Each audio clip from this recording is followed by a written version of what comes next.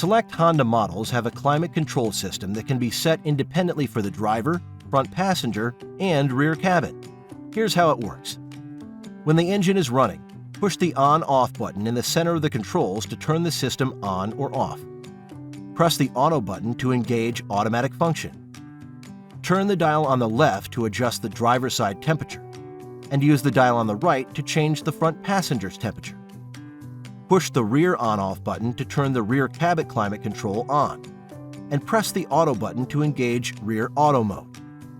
When you press the rear settings button, the display switches to rear control mode for 10 seconds.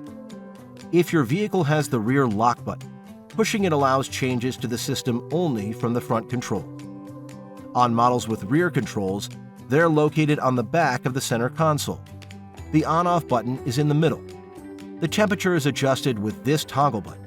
Push Auto for automatic operation and adjust which vents are used and the fan speed with those buttons over here. When the Sync button is pushed, all zones will take on the settings of the driver.